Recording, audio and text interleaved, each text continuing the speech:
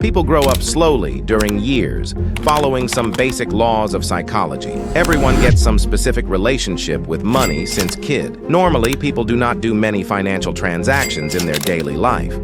A kid may do just 1 or 2 transactions each day for years.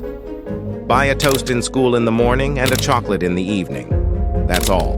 When in college, this may become more, let's say, buy a bus ticket in the morning, buy a coffee at 11 a.m., buy a lunch at 2 p.m., buy some groceries at 7 p.m. and 6 beers at 10 p.m., and once per month do some bigger shop, like buying a new desk for his room, a new laptop, or a new clothes. This is how we are supposed to function.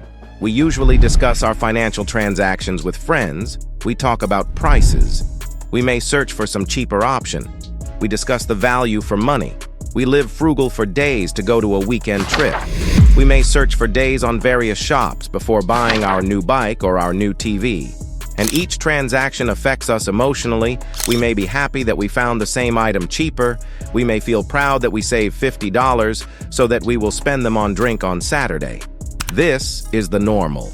This 3,000, 4,000 transactions per year is what our mind and our soul is made for and is supposed to process consciously and subconsciously every day, week, month. And here comes the gambling madness. Even in a short session of slots, let's say 5 hours, you feed your mind with more than 3,000 of financial transactions in order for it to process it logically and emotionally. Even if you stand up after 5 hours being even in your money, your mind still processes these 3,000 transactions, and it will do it for some hours more after you leave the casino, and even for some days later. If you go back the next day, you will feed it with another 3,000 transactions to process. If you lose $100, you will feel sick, not because of the amount. $100 doesn't make any huge difference for most people, but because you will have to leave the casino compelled to process all these 3,000 transactions that lead to that result. I created this video inspired from a post from someone that lost $15,000, but he still is okay with money. Usually, it's not the amount that makes the gambler feel sick. It's the situation that he put himself in, that he loaded his mind with the obligation to process some thousands of transactions, each one of them having its own financial and emotional weight, and he now needs to sit down and process these transactions instead of going out there with other people with clear mind and soul and live some happy moments. When this keeps going for months and years, this overload becomes overwhelming and makes the gambler feeling like a zombie. Either he wants it or not, he is obliged to process all these transactions like they are some substance, drug in his mind.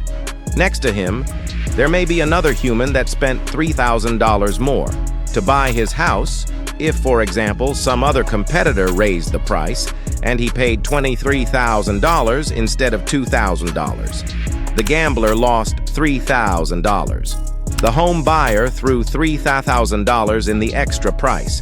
The first one feels sick for weeks. The other one feels a happy man and is dreaming of the soon-to-come kids running through the house he bought without caring for that $3,000 at all. Do you see the difference? Gambling overloads the mind with useless transactions that is difficult to handle, and this is one of the reasons why this addiction is so hard to manage. The confusion, the anger, the sadness, the guilt are usually insurmountable, even if after a session without losses. Thank you all for watching. See you at our next video. Take care of yourselves and stay away from gambling. If you are still in the game, today is the best time to stop. Make this your day one, and take it one day at a time.